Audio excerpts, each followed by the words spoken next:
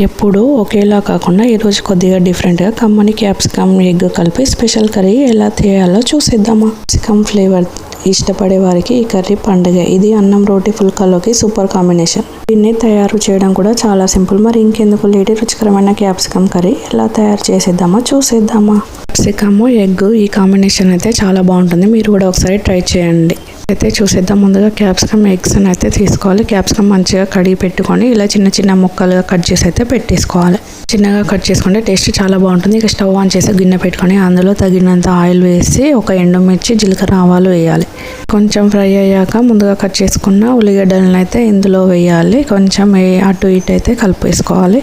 అయితే మంచిగా ఫ్రై అయ్యాక ఇందులో కొద్దిగంత అల్లం వెల్లుల్లి పేస్ట్, కొంచెము పసుపు వేసి మంచిగా ఫ్రై అయితే చేసుకోవాలి. ఇంకా మంచిగా ఫ్రై చేసుకుంటే కర్రీ అయితే టేస్ట్ చాలా బాగుంటుంది.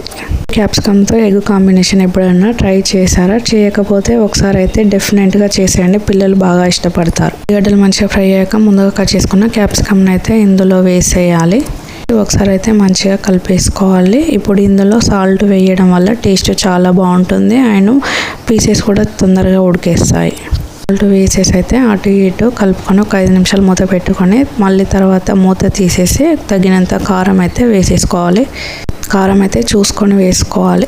కారం అయితే వేసేసి మంచిగా కలిపేసుకొని ఒక 5 to 7 మినిట్స్ లో ఫ్లేమ్లో కుక్ చేసుకోవాలి. తర్వాత మంచిగా మూత తీసి కలిపేసుకొని ఇందులో 2 ఎగ్స్ అయితే కొట్టుకోవాలి. మూత పెట్టేసి అయితే కొద్దిసేపు అయినాక మూత తీసి అటు ఇటు కలిపేసుకోవాలి. ఇంకా ఫైనల్గా కొత్తిమీర వేసుకుంటే స్టవ్ ఆఫ్ చేసుకోవడమే. క్యాప్సికమ్ కాంబినేషన్ చాలా బాగుంటుంది. ఎంతో టేస్టీగా ఉండే క్యాప్సికమ్ ఎగ్ కర్రీ అయితే రెడీ. ఎంత సింపుల్గా మీరు కూడా ట్రై చేపితే మేము ముందుంటాం. అలా